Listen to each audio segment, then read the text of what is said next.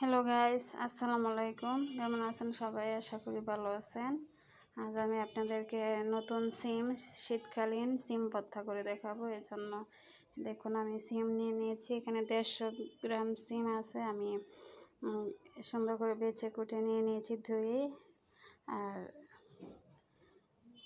এখানে নিয়ে নিয়েছি 3টা কাঁচামরিচ। আর ওই যে তেজপাতার যে গুঁড়ার অংশটা ওইটা নিয়ে নিয়েছি, ওইটা সিম ভর্তার সাথে দিয়ে দেব।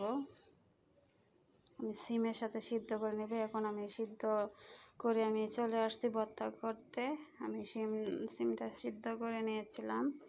এখন আমি ওই যে 3টা কাঁচামরিচ আর 3টা শুকনো মরিচ, ভাজা শুকনো মরিচ দিয়ে দিয়েছি, আর পেঁয়াজ কুচি দিয়ে আমি লবণ দিয়ে এখন আমি পেঁয়াজটাকে মেখে নেব। আমি পেঁয়াজটাকে ভালো করে মেখে নেব। পেঁয়াজটা যত ভালো করে মেখে নেওয়া হবে ভর্তাটা ততই মজা হবে। দেখুন আমি কষলে ভালো করে মেখে নিচ্ছি। আর নতুন সিমের ভর্তা তো খুব মজা হবে খেতে।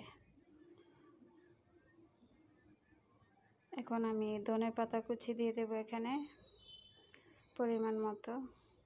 ধনেপাতা কুচিটা আমি পেঁয়াজের সাথে কচলে মিশিয়ে নেব। দেখুন আমি মিশিয়ে নিয়েছি। একদম ভালো করে মিশিয়ে নিতে হবে, এতে করে ভর্তার স্বাদটা বেড়ে যাবে। যে এখন আমি সিদ্ধ করে রাখা পানি ঝরিয়ে রাখা সিমটা আমি এখানে দিয়ে দিচ্ছি। আর দিয়ে দিচ্ছি ওই যে তেজপাতাটা, ওটাও সিদ্ধ করে নিয়েছিলাম সিমের সাথে। এখন আমি ভর্তাটাকে কষলে আমি মেখে নিচ্ছি। দেখুন, আর ভর্তাটা যত মাখা হবে ততই স্বাদ বাড়বে আর কি। আমি ভালো করে ভর্তাটাকে মেখে নিচ্ছি।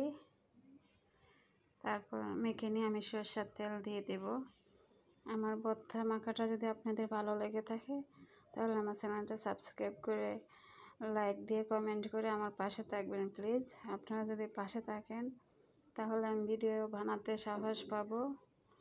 আর আপনারা যদি আমাকে সাপোর্ট করেন তাহলে আমি সামনের দিকে এগিয়ে যেতে পারবো ইনশাল্লাহ। আর আমি জানি আপনারা আমাকে সাপোর্ট করবেন, পাশে থাকবেন।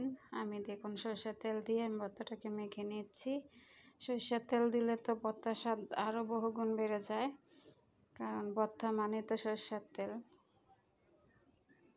ভর্তাটা হয়ে গেছে।